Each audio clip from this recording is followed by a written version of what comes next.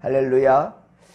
지난 한 주간도 우리 주님의 은혜로 살았습니다. 그리고 새롭게 시작하는 이 한 주간, 특별히 오늘부터는 이제 대림절의 시작이고요. 3주간을 보내며 우리가 성탄을 맞이하게 될 것입니다. 주님의 오심을 기뻐 기다리며 복된 성탄을 맞이할 수 있는 우리 모든 성도들 되기를 소망합니다. 빛대신 주님의 은혜로 어두워져만 가는 이 세상이 더욱 밝아지고 맑아질 수 있기를, 바로 하나님은 우리에게 그것을 기대하고 있습니다. 주님의 기대에 부응하는 믿음의 권속들이 다 되기를 간절히 빌고 소망합니다. 아직 제가 목이 좀 풀리지 않았는데요. 오늘 주일 낮 예배 때도 이런 목소리로 가면 안 될 텐데, 여러분들 위해서, 저를 위해서 좀 기도해 주시길 부탁드립니다. 사랑하는 성도 여러분, 올해도 이제 달력 한 장만을 남겨두고 있지요. 이스라엘 백성들의, 우리가 이 에스겔 말씀을 통하여서 이스라엘 백성들의 어리석음을 우리가 지금 보고 있어요. 그리고 우리의 믿음의 현 주소는 지금 어디쯤 와 있는가, 우리의 지금 믿음의 모습은 어떠한가 좀 돌아볼 수 있고 점검하는 기회가 될 수 있기를 바랍니다. 자기 열심, 자기 느낌, 자기 생각, 자기 경험, 자기 지식을 기준으로 삼지 말고 오직 하나님의 말씀에서 하나님의 기준을 배우는 우리들이 되어야 될 것입니다. 이것이 하나님을 알아가는 것이고요. 그래서 하나님께서는 오늘날 우리에게 성경을 주신 것입니다. 성경, 이 말씀이 여러분 삶의 기준이 될 수 있기를 간절히 빌고 소망합니다. 오늘 말씀은 에스겔 6장 1에서 10절입니다. 우상을 섬긴 이스라엘을 징계하겠다는 경고의 말씀이, 오늘 우리에게도 하나님이 아닌 세상의 것들을 탐하며 살아가는 그러한 삶을 돌아보며 회개와 또 변화의 삶이 될 수 있기를 소망합니다. 2절과 3절, 오늘 본문 2절과 3절에 보면 산과 언덕과 시내와 골짜기를 향하여서 주님 지금 말씀하십니다. 이것은 산당이 이스라엘 곳곳에 지금 자리하고 있음을 의미하는 거예요. 그리고 산당만 멸한다고 하지 아니하고요. 5절에 보면, 에스겔 6장 5절에 보면 이스라엘 자손의 시체를 말입니다. 그 우상 앞에 두며 너희 해골을 너희 제단 사방에 흩으리라 라고 말씀하고 있어요. 따라서 이 예루살렘이 황폐하게 되고 백성들이 여러 나라로 흩어지며 그리고 바벨론으로 사로잡혀 오게 된 그 내막은 바로 산당을 만들어 우상을 섬긴 것, 산당을 만들고 우상을 섬긴 것에 대한 하나님의 징계였다라는 것입니다. 하지만 이스라엘 자손을 죽여서 그 시체를 우상 앞에 두고 해골을 제단 사방에 그렇게 흩어지겠다고 하시는 하나님을 한번 생각해 보십시오. 사랑하시는데 왜 이렇게 끔찍한 그러한 무서운 심판을 하나님 예비하고 있을까요? 하나님은 공의로우신 하나님이시기 때문입니다. 이스라엘 백성들이 죄가 있고 이 악을 행하고 있는데 그것이 괜찮다고 말씀하신 하나님이 아니시란 말입니다. 악을 행하는데도 수수방관하지 않습니다. 그런 것은 진정한 사랑이라 할 수 없지요. 왜 이 세상이 이렇게 악해져만 갑니까? 여러분, 자녀에게 인성교육을 제대로 시키지 아니하고 있고요. 자녀의 그 영혼을 온전히 사랑하지 않는 데서 비롯된 것입니다. 아이가 잘못해도 그저 부모는 오냐오냐 하는 것, 이렇게 키워서는 안 된다는 거예요. 다른 사람에게 해를 끼쳤는데도 질책하지 아니하고 오히려 내 자식, 내 손주 기죽이지 말라고, 이런 엉터리 같은 이런 부모들이 많아지고 있단 말입니다. 자녀가 잘못하고 있는데 내 손주가 지금 잘못했는데도 괜찮다? 이렇게 가면 안 된다는 거예요. 이것은 자식을 사랑하는 것이 아니라 자식 망치는 거죠. 잘못을 하면 경고를 하고, 그리고 선행에 대해서는 칭찬과 보응도 할 수 있고 보상도 해주고, 악행에 대해서는 그에 따라 벌도 해야 옳다는 거예요. 이것이 정의이며 부모는 이 자녀에 대한 제대로 된 책임과 의무를 다하는 것입니다. 그래서 잠언 23장 13, 14절에 이리 말씀합니다. 아이를 훈계하지 아니하려고 하지 말라. 채찍으로 그를 때릴지라도 그가 죽지 아니하리라. 내가 그를 채찍으로 때리면 그의 영혼을 수월에서 구원하리라. 아멘. 그러니까 잘못했을 때 채찍으로 때리랍니다. 채찍으로. 그러면 그 영혼을 수월, 지옥에서 지옥 갈 내 새끼가, 내 자식이 하나님 나라 갈 수 있다는 거예요. 방관하지 말라는 거지요. 아이를 훈계하지 아니하려고 하지 말라라고 분명히 성경은 말씀합니다. 요즘 세상은 무조건 체벌을 금합니다. 학교에서나 가정에서나 부모가 자식을 채찍으로 혼내면, 매를 들면 경찰에 신고해버리는 세상이 됐어요. 참 세상 말종이죠. 그러니까 여러분, 이렇게 가서는 안 된다는 거예요. 우리는 성경대로 하면 됩니다. 물론 감정대로 매를 들어서는 안 되죠. 예. 감정대로 매를 들 것이 아니라 우리 아이에게 무엇이 잘못됐는지를 깨우치고, 그리고 체벌하는 거죠. 학교에서도 마찬가지입니다.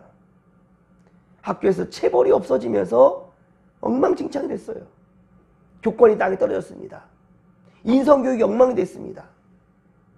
잘못하고 있는데도 불구하고 벌할 사람이 없어요.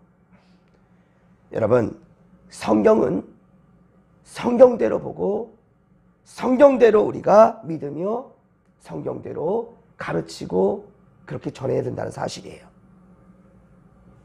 오직 성경대로 약속대로 하십시오. 그래야 자녀가 사는 길임을 명심하시기 바랍니다. 자녀를 살릴 수 있는 길이에요. 7절에 보면 또 너희가 죽임을 당하여 엎드러지게 하여 내가 여호와인 줄 너희가 알게 하려 함이라 라고 말씀하고 있어요. 징벌하는 것은 내가 여호와인 줄을 알게 하기 위함이라는 거예요. 그러나 여러분, 이것은 에스겔 선지자를 통한 뭐예요? 지금 예언의 말씀이죠. 예언의 말씀이고 경고의 말씀입니다. 그러므로 여러분, 경고란 살아있을 때의 의미가 있는 거죠. 죽은 다음에 경고하면 무슨 의미가 있습니까? 소 잃고 외양간 고치는 거죠. 죽은 다음에 시체 앞에 놔두고 하나님의 말씀을 제가 전해요. 무슨 의미가 있습니까? 아무 의미 없어요. 경고란, 하나님의 말씀이란 살아있을 때, 기회 있을 때, 그것이 바로 의미가 있는 거예요. 죽은 다음에는 아무 의미 없습니다.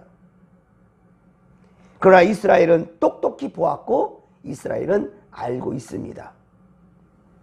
바로 북이스라엘이 아수르에 의해서 멸망당했고, 남유다는 바로 바벨론에 의해서 멸망당했고 지금 포로로 붙잡혀와 있는 신세예요.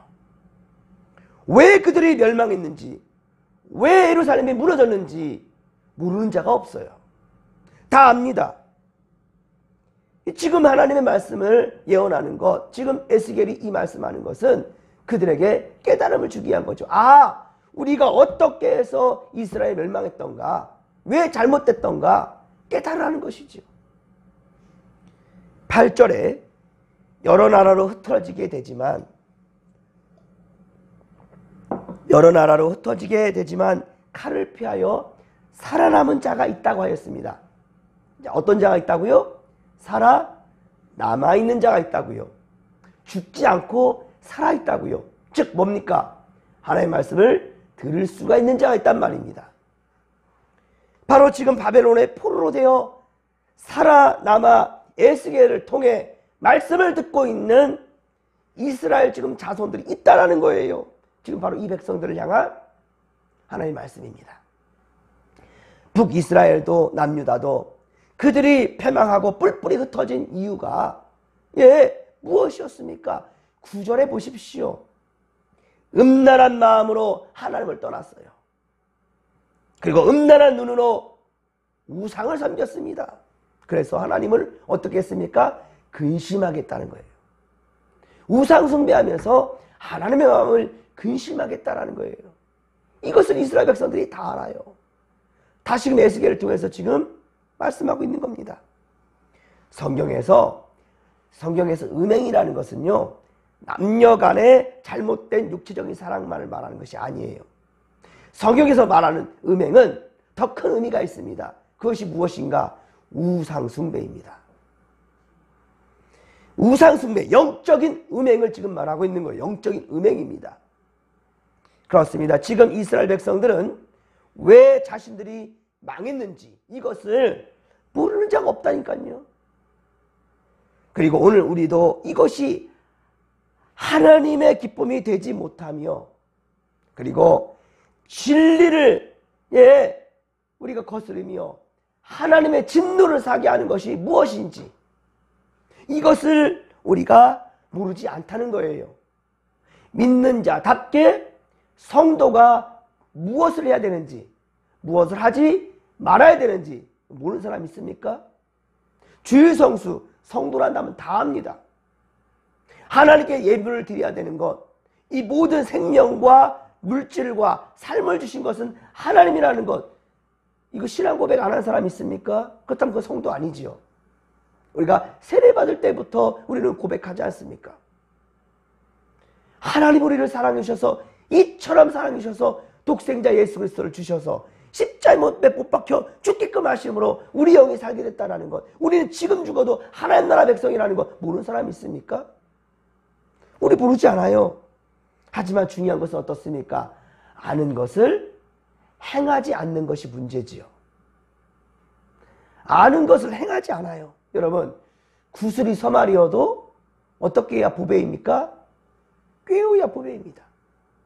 구슬이 많이 쌓인 구슬이 보배되게 만들려 한다면 꿰어서 팔찌든 목걸이든 뭘 만들어내야지요. 꿰어야 보배가 될 수 있다는 말. 이 무엇입니까? 믿음이 있다고 하면서 행함이 없는 것은 죽음 그 자체라는 거예요. 믿음이 있다 한다면 행해야지요. 행함이 없어요. 그럼 믿음이 아니라고요. 하나님을 믿는 성도를 한다면 하나님 중심, 말씀 중심, 교회 중심, 예배 중심, 이러한 중심의 삶을 살아야 된다는 것입니다. 하나님이 찾으시는 참된 그리스도인, 참된 예배자가 될 수 있기를 간절히 빌고 소망합니다. 사랑하는 성도 여러분, 조금만 더 용기를 내십시다. 조금만 힘들어지면은 자포자기 해버리는 그런 거 말고, 힘들면 힘들수록 더욱더 최선을 다해, 더 최선을 다해 코람되어 아버지 앞으로 나아갈 수 있기를, 하나님 앞에서 시작하고 살아가는 믿음의 권속들 되기를 소망합니다. 오늘은 주님의 날입니다. 특별히 대린절의 시작입니다. 우리 진목교회는 매월 첫 주는 성찬주일로 지키고 있어요. 성찬주일. 매월 첫 주는 성찬주일로. 매월 첫날은 우리가 특별 새벽 예배로 드리면서 안수를 받고요. 그 사모하는 마음이 있다는 거예요. 이러한 마음으로 우리가 오늘 또 주일을 맞이할 수 있기를, 그리고 이렇게 12월 한 달을 살아갈 수 있기를 바랍니다. 주님의 거룩한 살과 피를 먹고 마심으로 주님의 오심을 기쁨으로 기다리며 기대하는 믿음의 권속들이 다 되기를 주님의 이름으로 간절히 축원합니다. 또한 우리를 통하여 이루시고자 하시는, 우리를 통해서 이루시고자 하시는 하나님의 생명 살리는 역사 위에 여러분 열심으로 동참하는 믿음의 권속들이 되기를 소망합니다. 오늘도 하나님을 찾고 주님을 의지하며 이 하루를, 또 이 한 주간을 시작하는, 또 세 달을 시작하는 믿음의 권속들을 주님께서는 주목하실 것입니다. 그리고 우리를 통해서 선한 역사를 이루실 줄로 믿으시기 바랍니다. 이 시간도 제가 안수할 때 하나님의 선한 역사가 여러분을 지배할 수 있기를 주의 간절히 축원합니다. 주여 함께 부르며 기도하며 나갑니다. 주여, 주여, 주여. 살아계신 하나님 아버지, 고맙고 감사를 드립니다. 은혜 충만, 성령 충만, 말씀 충만으로 함께하여 주시옵시며, 우리의 아버지 어리석음이 주여 절대로 하나님의 역사를 가로막지 못하도록 주님 아버지 함께하여 주시옵시며 오직 말씀대로 순종하며 하나님의 선한 역사를 온몸으로 감당할 수 있도록 주여 도와주시옵길 원합니다. 우리를 통해서 세상이 더욱더 밝아지고 맑아지기를 원하나이다. 하나님 우리와 함께 하시며 우리 안에 살아 역사하시는 주님을 우리가 신뢰하오니 할렐루야. 우리를 지배하시고 우리를 다스리시고 우리를 통해서 하나님 역사하여 주옵소서. 함께하여 주옵소서.